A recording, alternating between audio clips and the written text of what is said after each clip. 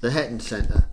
Now run by the Hetton Town Trust, it was formerly owned by Eppleton Colliery Welfare and was the site where Hetton Hall once stood. The exact date of construction of the hall is uncertain. A house here was sold on the death of John Spearman in 1725 to the Dowager Countess of Strathmore. Jane Nicholson of West Rayton became the Dowager Countess of Strathmore when she married Thomas Lyon, the 8th Earl of Strathmore, in 1736 at Hortonley Spring. Jane was a wealthy heiress from Sir John Duck estate through her father. Her son would marry Mary Eleanor Bowes of Gibbside, another wealthy heiress, in 1767, starting the Bowes-Lyon dynasty through their son Thomas, right down to Queen Elizabeth. Over time there would be other royal connections to Hetton. Their other son, John, would be famous for his affair with Sarah Delaval.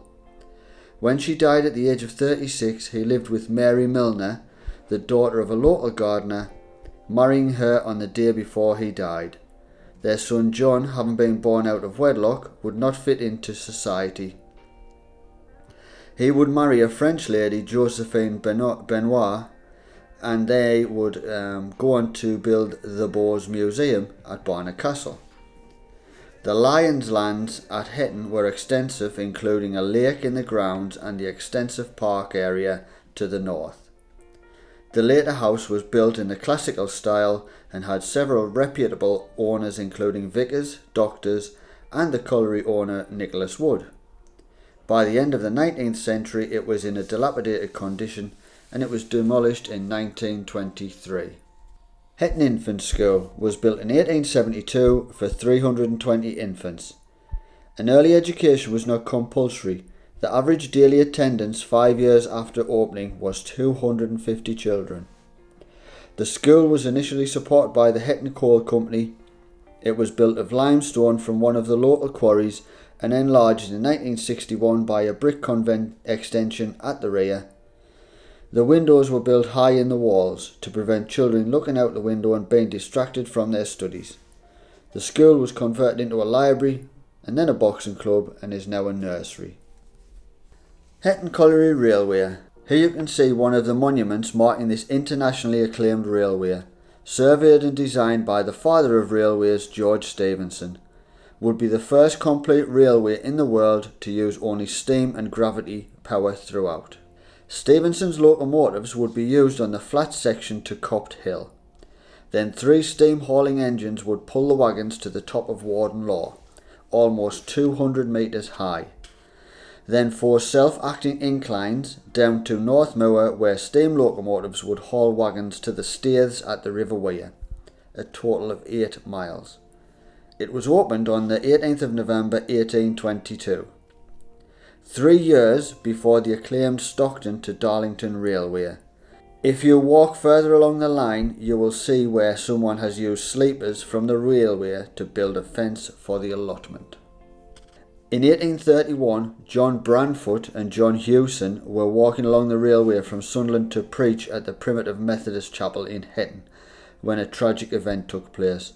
At the self-acting incline plane where the full wagons going down pull the empty wagons going up, they stepped out of the way of the full wagons, not realising that the empty wagons were coming past in the opposite direction. Both men were knocked down by the wagons and killed. There were many other deaths on the railway over the years. Look out for the commemoration plaque in front of Union Street Chapel. Fairy Street was built in 1900 by the Hetton Coal Company. A plaque commemorating the site on Fairy's cradle is to be found on one of the colliery houses.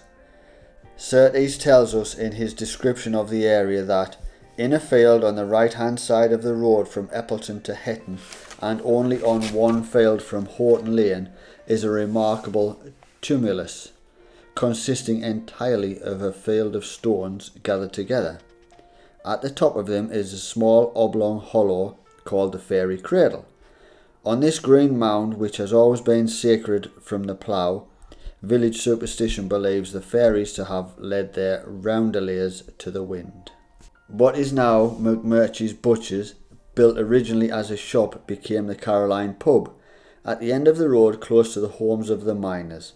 Here the miners would have leisure time drinking and playing darts, celebrated weddings and births, and commemorated those who had passed away. It would host the Royal Ancient Order of Buffalo Lodge meetings. Hetton Square, although now mostly demolished and replaced by a car park, it was not really a square, but did have 4 sides. There were 3 squares in Hetton. High Downs and Low Downs were the other 2. The original primitive Methodist chapel was in Barn Street on the south side of the square and opened in 1824. There were communal ovens providing baking facilities for the homes built by the Hetton Coal Company. Martin Lewins has written extensively about it on the local history website.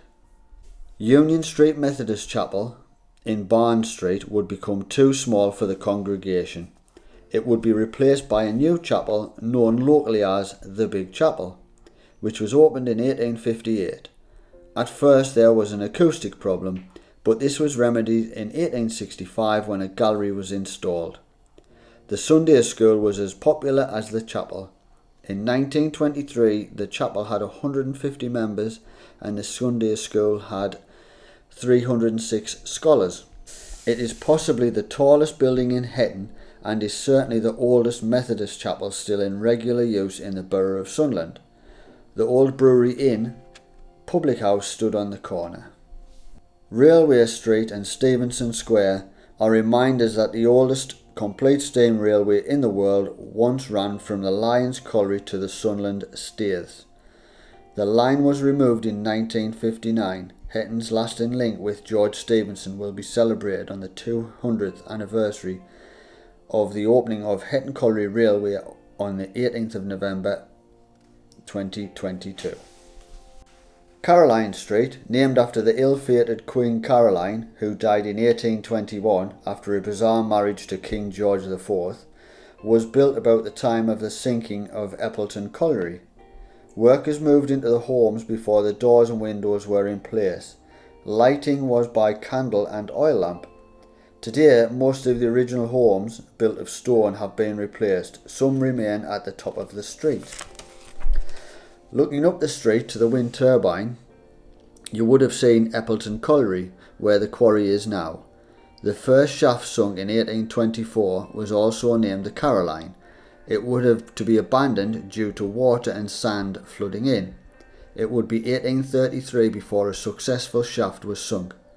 198 lives would be lost by the time the pit closed in 1986. Market Street was a very busy shopping area in the past, leading to the elevated area of Hetton Downs at the north.